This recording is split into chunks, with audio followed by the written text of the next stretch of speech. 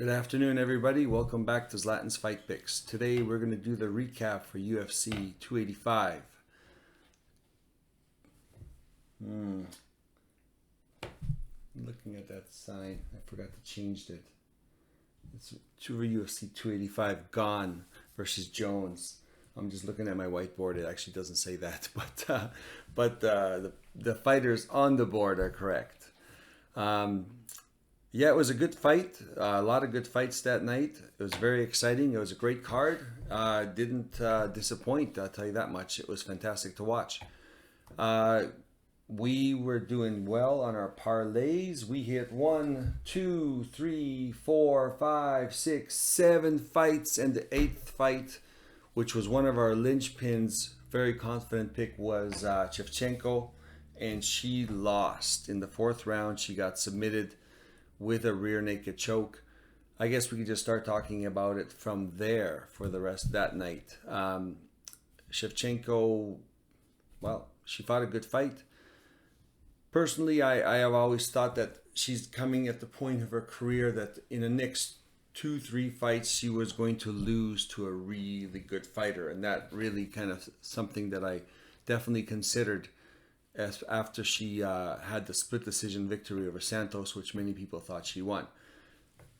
Having said that, I did not think that this fight was going to be the fight that she loses. Grasso is a good fighter. I think she's a high volume fighter. She's a good boxer. And obviously she showed she really worked on her ground game and her submissions. But I just did not think that Grasso was good enough everywhere to beat Shevchenko. And if you watch the fight, the first round probably was won by Grasso. Shevchenko, you could tell, was disappointed that at the end of the round she actually had her in a side headlock. She looked pissed when she got up. And the second round, she started to take Grasso down because Grasso had gotten the better of her on the striking. And Shevchenko won the second round. So it was kind of a 1-1 split. Third round goes around. Shevchenko outpoints Grasso, takes her to the ground again, wins the third round. As far as I was seeing it, up to that point of Shevchenko trying to do that crazy spinning back kick, which I still don't know why she did. Grasso was clearly too close, not in the right position, off to the side. She almost gave her that fight. Up to that point, I think Shevchenko was winning the round. So, that spin doesn't happen. Shevchenko wins the decision. Yeah, easily. She wins that round. That's 3 rounds to 1. Even if she loses the 5th round, she was going to probably go to a decision victory, which is something that I was expecting. Expecting Shevchenko, when she came on the scene, she was young. She was really good, by far better than any other girl. She set the bar way up high. But over the years, in many divisions, somebody comes in, sets the bar way high, and slowly but surely people rise to the occasion and they get better and better. And everyone improves their game and kind of knows where they can shoot for. When somebody sets the bar high, people work towards that. And eventually people were catching up to Shevchenko. But at the same time, Shevchenko was getting older every year. I think she was 35 now. So I was expecting in the next 2-3 fights, she had a really high probability of losing. And after the Santos fights, like I said, I was really close, split decision. I was more worried about her next fight. But Grasso ended up pulling it off. It's a huge upset. Shevchenko is one of the best pound-for-pound women champions, especially in that division. She's the best women's champion that ever was in that division. So I was surprised that Grasso won it. I wasn't surprised that Shevchenko would lose, but I was surprised that she lost to Grasso. It was a crazy spinning back kick that got her in a compromising situation, and Grasso took advantage of it.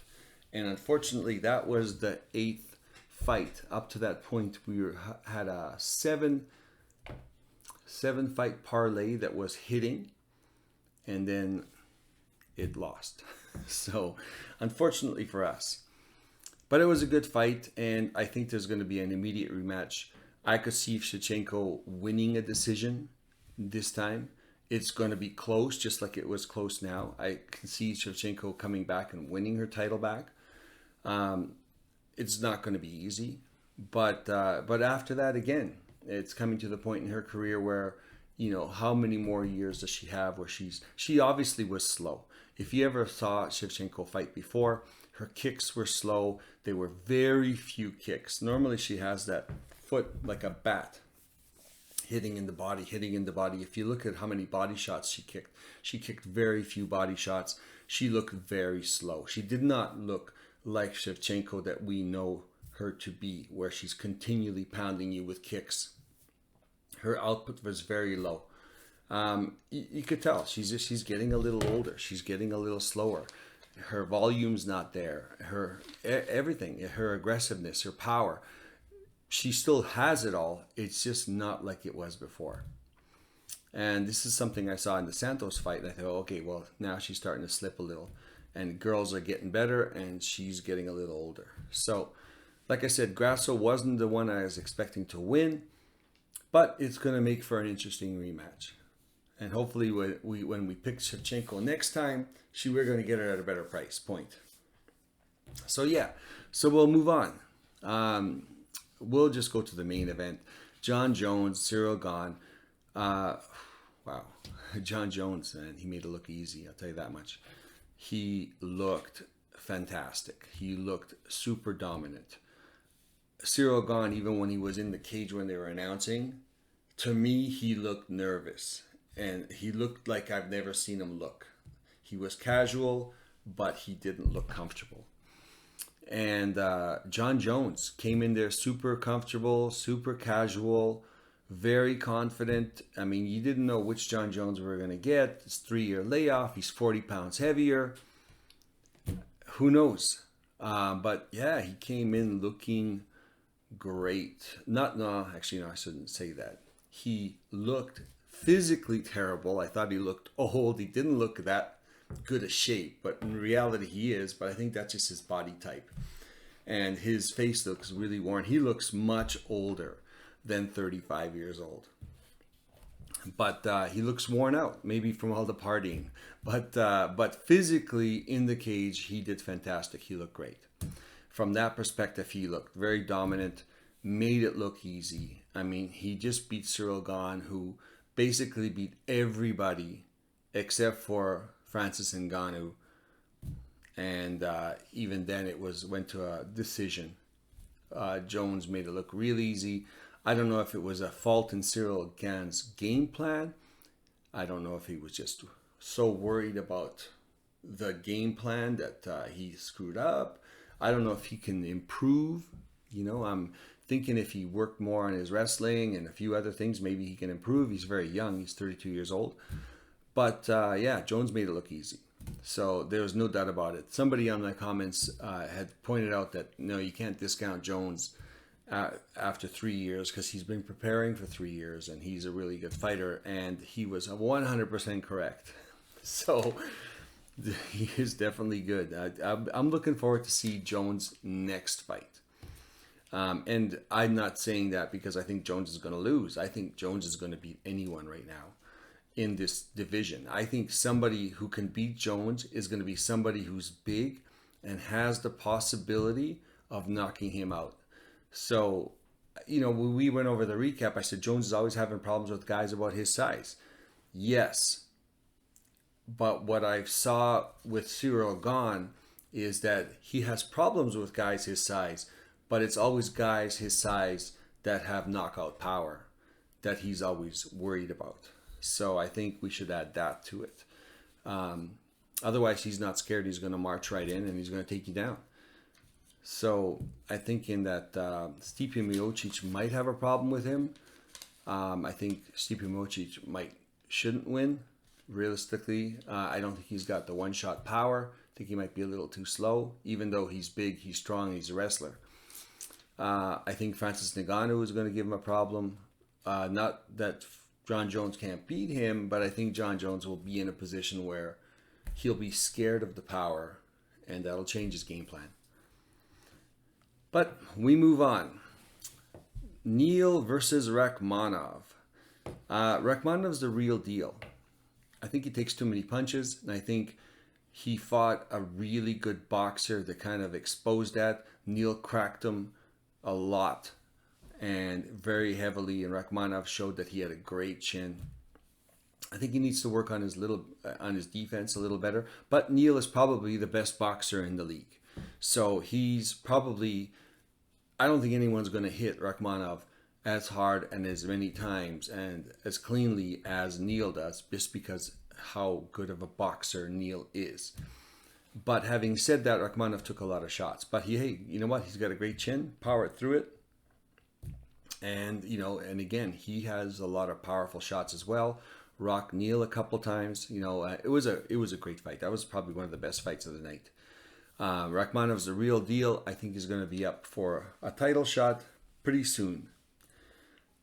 Looking forward to that. Moving on. Gamrot versus Turner. Turner did a lot better than I thought he would. He definitely worked on his takedown defense. Stuffed a lot of takedowns. Gamrot, of course, relentless. One of the best takedown wrestlers in that division. So it just goes to show that Turner, what level he's at as far as takedown defense. There's There's very few guys that are going to be at the level of Gamrot. Maybe Sarukian or Makachev. That's going to be at the level where he's going to be at the wrestler level where he's going to be taken down. I think a lot of wrestlers who aren't as good as Gamrot will not be able to take Turner down because he showed that he's got great takedown defense. He's good on the outsides, very accurate. He dropped Gamrot twice. I don't know, like Gamrot, at some point Gamrot's not going to be able to get up. He seems to be getting dropped quite a bit, but it's because he's a relentless wrestler and he can take a shot. At some point, if he can't take that shot, he's going to be in real big trouble. But, Gamrot was the pick. It was a split decision. It was really close. It was a great fight. Nickel versus Pickett. We still don't know Bo Nickel if he can strike. He took Jamie Pickett down. He got stuffed a couple of times. It was really hard to gauge. We know he's a good wrestler. We know he's going to dominate Jamie Pickett on the ground. And that's exactly what he did. We didn't really see very much anything else of Bo Nickel. And some people were saying, well, it would be nice to see him strike more. Honestly, it's your UFC debut. As far as I see it, just win it. So maybe next time you worry about showing off your striking skills as he gets built up. Because this is only his third or fourth professional fight. So he's got a long way to go. He's definitely good at what he does. I think when he runs into a really good striker, maybe somebody with good takedown defense and that can throw a punch, then we'll kind of see a little bit more from him. But he was our pick anyways. Pretty much all these picks, Jones and Gane, we had picked Gane, but it was a very low probability pick. So he was very far down the legs. He was down in the 1, 2, 3, 4, 5, 6, 7, down in the 7th leg. So it was a very low probability pick for Cyril Gane. So it really didn't affect us that much. Shevchenko was the one that really hurt us because she was in the first leg, most probable to win. Rakhmonov, we got that right. Gamrot, we got that right. Nickel, we got that right. Going over now the prelims, we're kind of working backwards. Cody Garbrandt, Trevin Jones. It was a close fight. Cody Garbrandt, iffy chin. He was obviously the better fighter overall. Looking at the sun, hold on a second. This is kind of really bright, eh? How about if I move it over to the board and we won't get that sunshine? Let's see if this works. How's that? Is that working? Sort of, kind of. Huh. Trying to fix this. Well, it's a sunny day. What do you know? See if I can get that sunshine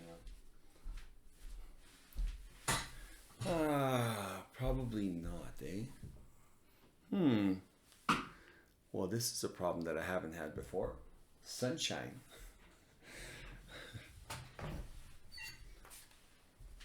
Of course, I don't have a... Let's see if that helps.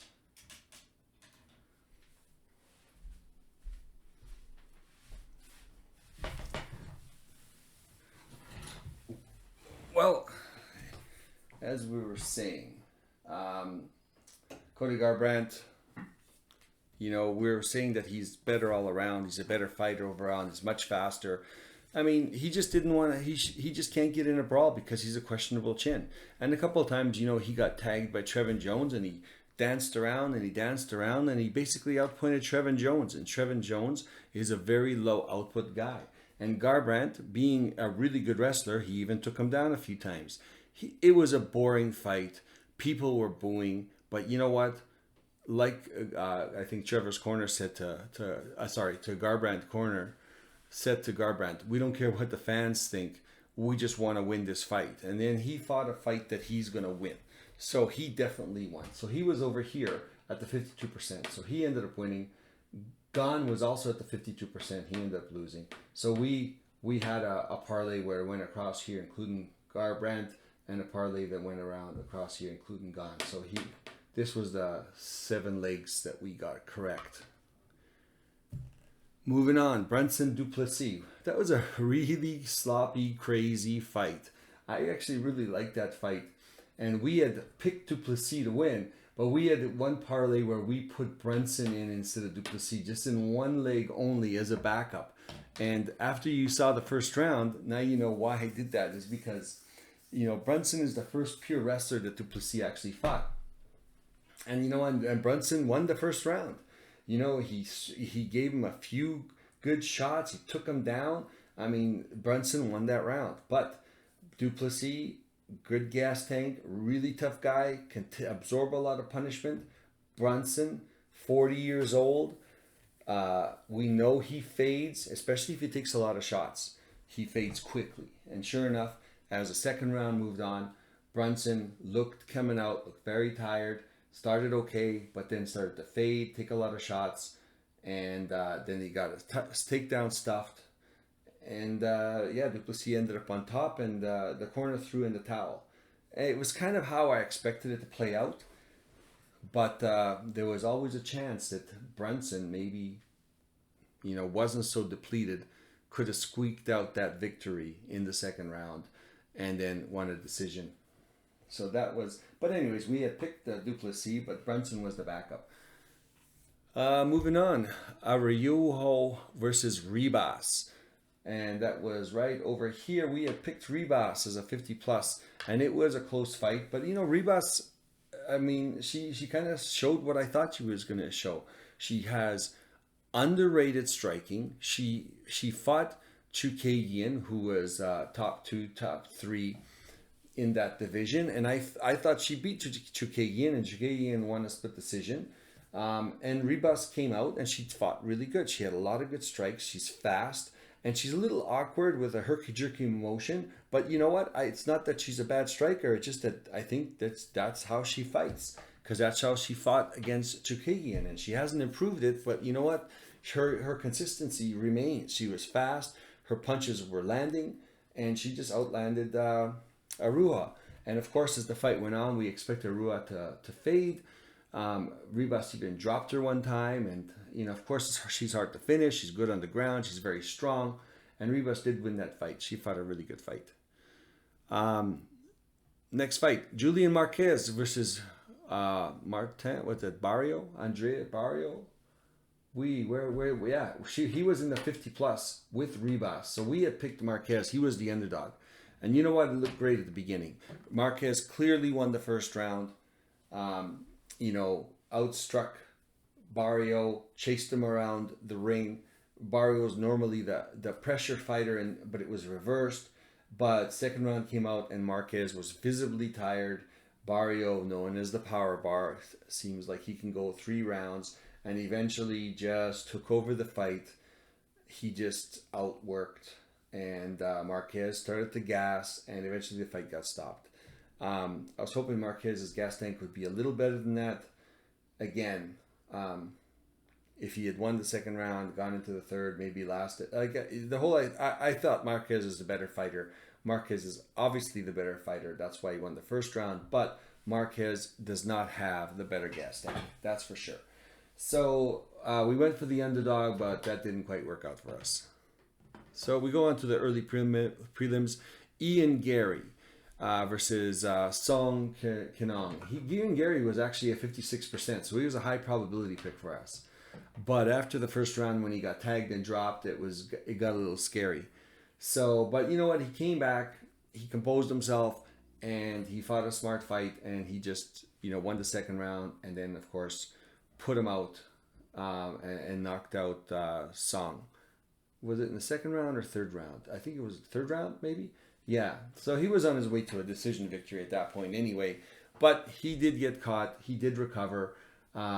It shows, Sung, we know he's a power puncher. That was his one shot. He had a chance and he couldn't put Gary out, and Gary afterwards recovered and then fought a smart fight for, up and coming guy that was very smart. He played it safe and he was going to win the decision regardless. Next fight, Mana Martinez versus Cameron Saman. We had him at 51%. Cameron Saman. We had also a safety gap here where we had gone through this parlay up to here where we had picked both. It was a majority decision for Saman, so it was a very close one. We figured Saman would win, but just in case Martinez managed to pull something off, because he's one of the fighters that they're like, this guy can pull this off. And he ended up losing. Well, Saman won by a majority decision, so it was really close. But Saman, it wasn't that the fight was so close, but Saman did lose a point because of was it a groin kick? Yeah. So Saman seems to lose a lot of points. He's got this really bad luck of losing points and then winning the fights. So he's a guy to watch out for. But he's 22, full of spit and vinegar. He's very tough. He was great in that fight. He totally outdid him in the kicking department. Saman's got great kicks, a lot of kicks. There was a lot of brutal body kicks. Oh, that looks so painful. So Saman, really good, really active. He's gonna go far. He just got to be careful with those low blows. Next fight, Jessica Penne versus Tabitha Ricci. 54%. It was a high probability pick, reasonably high. I mean, the only path to victory for Jessica Penne was a submission. She's good off her back, and that's where Ricci was going to be. But we were counting on Ricci being better grappler, better striker, stronger, faster, and being able to withstand anything that any kind of submission Jessica was going to be throwing off her back, which is where she's the most dangerous. And sure enough, Ricci stopped her. So it was kind of what we expected. Next fight, Damon Blackshear versus Basharat. You know what? We had it as 50-50. Basharat was a minus 450 favorite. But I mean, I've always thought Blackshear was a lot more dangerous than everyone gave him credit for. And the fight was pretty close. It went 3 rounds. There was moments in Blackshear, he looked like he might be able to submit him. Anyways, he's very tricky on the ground. And Basharat did win this fight. It was a unanimous decision, but it was a lot closer than everybody thought it would be. That's why I put it at 50-50, where we could pick either one. Next fight, Loki Radzabov versus Esteban Robovitz. Again, I put it at 50-50, and if you watch the fight, it was a unanimous decision, but it was very, very close. This guy had rocked this guy a couple of times. He had rocked him. Apart from like a last couple minutes of a takedown, this fight could have easily gone to this guy, Ribovitz. So it was a very close fight. Again, why it's a 50-50. So, I mean, this was correct. This was close. This was close. This was much closer. 50 plus. Ribas, of course, fought a very good fighter. She definitely moved up in the rankings. Marquez, Fought a fighter with a different style, a fighter that, of course, relies more on distance and cardio, and Marquez has more power and a brawler. He almost pulled it off, but not quite. Ribas did pull it off. Saman did pull it off. Garbrandt pulled it off. Gane, he did not pull it off. It wasn't even close. Duplessis pulled it off. Ricci pulled it off. Gamera pulled it off. Gary pulled it off. Rachmanov, Nickel, and Shevchenko. She ruined everything here, unfortunately. But like I said, I was expecting her to lose at some point. I just did not expect it to be against Grasso. Looking forward to the rematch. That's going to be interesting when the odds come out. I think Shevchenko won't be such a heavy favorite. Again, it's going to be a close fight, which this was a close fight. I don't think minus 700 was fair to Grasso. I think Shevchenko should be a favorite. I don't think she's a minus 700 favorite. And guess what? Now we showed why she shouldn't be a minus 700 favorite, because Grasso is not a slouch. These girls in the top 5 or 6 are all good. They all have a chance. People can make mistakes. Shevchenko made a huge mistake with that spinning kick. It cost us a lot of money. It cost her the championship. That one mental error, in the 4th minute of the 4th round.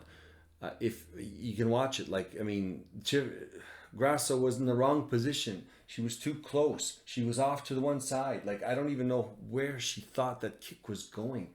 The kick totally missed. Oh, well. We're going to see what happens next time. Well, thank you very much for joining me. This was the recap for 285. I'm going to try to get the video out for the fight predictions for this week. Who's fighting again? Dashvili is fighting. Who's that Russian guy? Anyways, the video will be out Thursday. Can't do it tomorrow. Busy tomorrow. So the video will be out Thursday.